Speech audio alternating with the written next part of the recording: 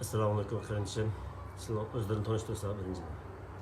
Aleykümselam ve rahmetullah. Ben ismim İman Hacı Muhammed. Aksu Uşturpan'dan. Ben 2013 10. aydan Türkiye'ye çıktım.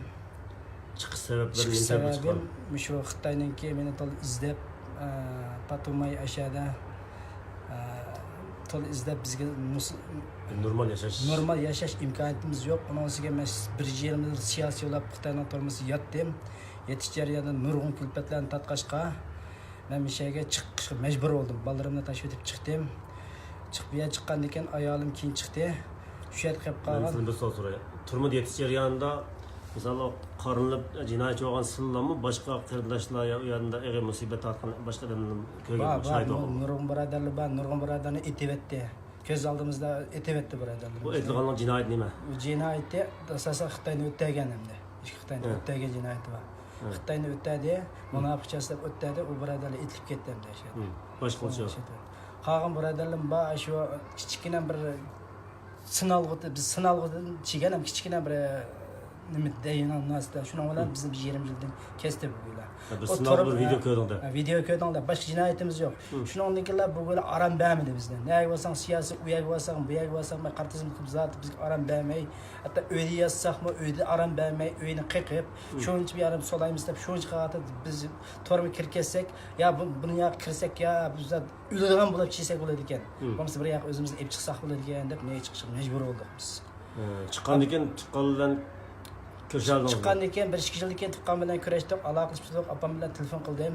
Keyin opam shu 2017da bir kurashdik. Undan keyin sonlarni 3 oylik achir ketdi balam deb shu gapni qildi. Keyin shundan qachon chiqdi opa? Sonlarning ismi To'singul Hasan. To'singul Hasan. Opamning ismi Podigul Davud. Shundan keyin bu opamni keyin telefon qildim. Opamning aloqasi yo'q hozir. Hech qanday iztirik yo'q. Hayotmi, o'ldimi, saqmi hech qanday bilmayman. Ondan keyin ikki qizim qoldi. Birisi 7 yoshda, birisi 5 yoshda. O qizimning hayotmi, saqmi bilmayman. Qizingizning ismi nima? Qizimning ismi birisining ismi Afifa, birisining ismi Nasifa. Shunda yana keyin uning bajam qoldi. Bajamning mashina voqeasida bir puti uzilib ketgan. Uning 8 bolasi bor. O balam bajamning hech qanday bir tapahatimiz yo'q. O bajamning mishiga chiqsam, sen balangjiqga ukan bukan deb bajamning xil kulpatlarni sog'an. Shundan ayolim chiqdi. Ayolim chiqqandan keyin ayolim chiqib 3 oydan keyin qiyintamni o'ligini tashlab berdi. Qizingni sen chetga qochirib o'tibsan deb o'ligini tashlab berdi. Shu xabarni oldik. Shuni urug' tuqqanlar aloqani uzdi. Qiyintamning ismini deb bergan bo'lsangiz. Qiyintamning ismi To'xtaxun. To'xta nima? To'xta Muhammad. Bacağınızdan ismi-chi? Bajamning ismi Yasin. Bacağınızdan oila a'zolari bilan xabar yo'q hozirga qadar. Yo'q, hech qanday azoz xabar yo'q.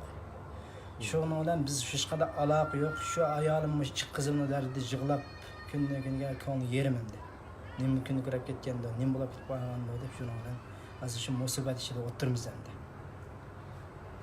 Rahmat qilamiz.